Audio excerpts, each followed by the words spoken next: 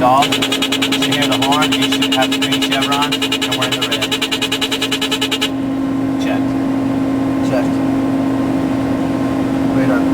Radar, and then one more time, I'm just going to check this off. I'm going to say it's not checked off, because we never checked to make sure it works. So I'm just going to say not checked, and then it's off. It's not checked off. Not checked off.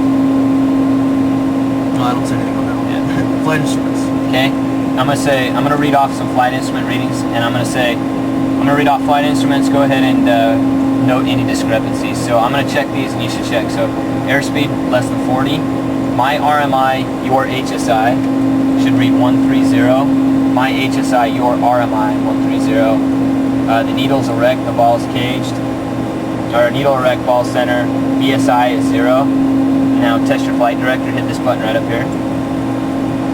Hold it down. You should go 10, 10, 10, and 2. So you should go 10 degrees nose low, 10 degrees angle of bank, and 10 degrees off from your initial heading. Okay, and then you should have 2 flags. So you're going to have an attitude heading and a... Oh, I got a nav in heading. Not nav doesn't count. It's just going to be an attitude flag up here and a heading flag. So I'm going to go 10, 10, 10, and 2. And you're going to say 10, 10, 10. And since yours doesn't come up right now, you're going to say 1. Now we're going to write it up and probably not take this plane. But the sims aren't like that. Most of the planes will work, so you just go 10, 10, 10, and 2. Okay. Say checked. Checked. Altimeters. Okay, and the altimeters, whatever we set, whatever it is told, it's 2992, and I'm reading 0 feet. And you're going to say 2992, whatever you're reading. 2992 and 40 feet. And I'm going to say check the radar altimeter. Okay, so what you're going to do is you're going to hit this test button right here. This is you doing it. You got to do it with kind of both hands, because you're going to have to move the switch here. So there you go. And hit the button. Are you holding down the button? Yeah. You got to push it harder. There you go. Now move your little thing, and you got the flag. You should get a heading or a little bug right here. You see the little green bug on your glide slope indicator? Yeah. Right there? Yep. Okay, so you're going to go, I've got 2 lights and a bug when you push the test button. 2 lights and a Move it over here. Good, the other way. Okay. Where's your heading thing? Good. There you go. Move it all the way over past this side. So you want to start with the needle on this side of your little bug on this side, and you just stop right there. And you're going to say, I got 2 lights and a bug. I got a light right here, a light right here, and a bug. And I'm going to say, I got 1 light and a bug. Okay? And then you're going to move it to the other side of the needle. Keep your hand on the button. And you're going to verify that the light went out. So I go lights out, you lights out, and then lights out. You let go of it. And then I'm going to say go ahead and set it at 500 feet, wherever you want it at. Yeah, that's how you check that. Check set. Set. It's actually... Right, check set. So, 500 feet is going to be what? It's just, the radar altimeter is just telling you how high above the ground you are. It's kind of giving you an AGL. And so this bug is just a reference. It's not actually. Yeah, because what happens is when you get that low, your lights are going to come on. You're going to get the bug. So like in the final turn, you should be halfway around the final turn at 500 feet, and so your light will come on. And it's kind of reference. Generally, you set it for ILSs and for your decision heights and for MBAs and stuff like that. So when your light comes on, you're like, oh crap, I'm on my MBA, I need to pull up or something like that. So you just set it wherever you want to set it. Generally for contact, 500 feet is good. It's not really a big deal. So for the altimeters, check set. Check set. Radios, nav aids. Okay, this is where the NCS kind of comes into play. So this is kind of the longest part of the checklist. So the first thing, we've already got COM 1. We're going to go ahead and check all of our radios. We're going to check VHF, UHF, and then all of our nav aids. Kind of a way to remember it is you're going to check VHF first, then UHF, then your localizer, then your VOR, and your marker beacons. You're going to check the TACAN, the ADF, and then make sure all your instruments are back in the same place, and then your transponder. So kind of, if you get ever confused, like what am I supposed to check next, just kind of look up here and kind of do that way. So the first thing we're going to do is our VHF. So we've got 140325 and our UHF1, and we're going to tune in 13485, which is tower. I think it's 13485, and we're going to go pre, which is this button right here. It'll come up. We're just going to hit this button and make sure it switches. Okay. Then the next thing we're going to do is hit this button. should hear a squelch, and hit this button, make sure you get the red light, because that's your guard frequency. You pull it out. That's it for VHF, so that's pretty easy. UHF, we're just going to come down to the UHF radio. We're going to make sure the light is as dim as you want it or as bright as you want it. Your squelch is on and off, and then you're going to pull this up here and go guard, make sure it's reading the guard frequency.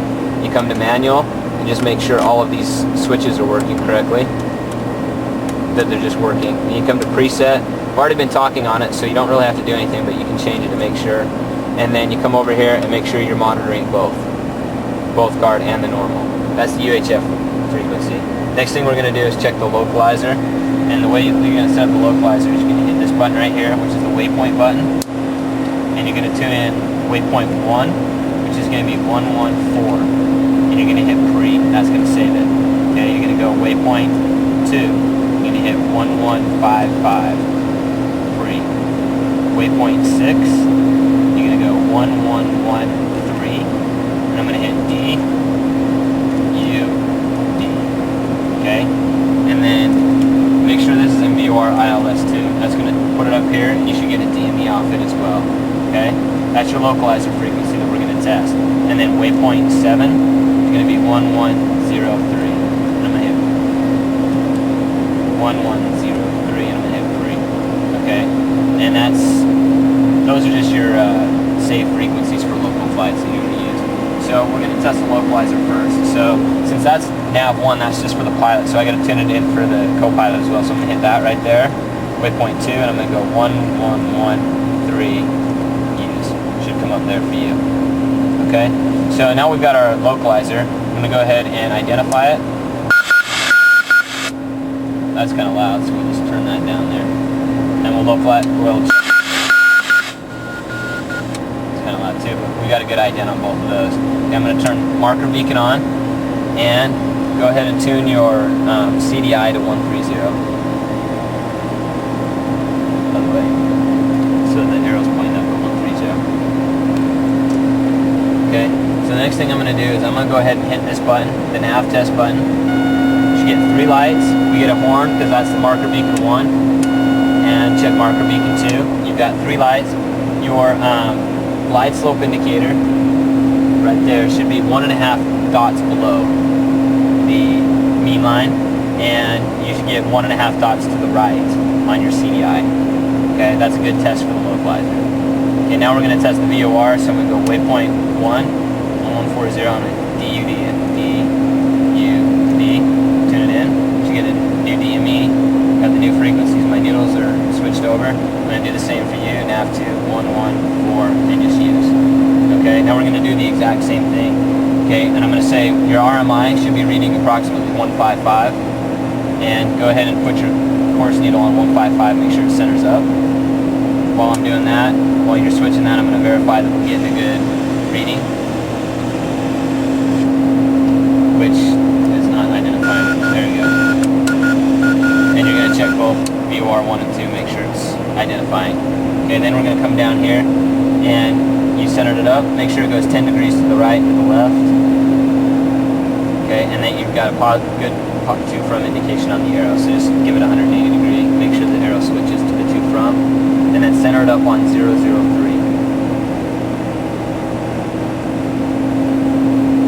Right there. Okay, we're centered up on 003, and I'm going to hit the nav test. You should center up, your CDI should center up. So we're going to hit nav, your CDI should center up. And if it doesn't, go ahead and try and get it centered up, find out where it centers. It should be only a couple degrees off, like 3 degrees. So you're good. So that's how you check the VOR. Next we're going to go ahead, so we did VHF, UHF, ILS, or the localizer and ILS and the VOR. Did both marker beacons. So next we're doing TACAN. Tune that up. Make sure 87 right here on the TACAN is on, and it's in the X position. Okay? Okay, we're going to get an ident here. I got to make sure that this light here is on TACAN, and your red needle should be at 155 across.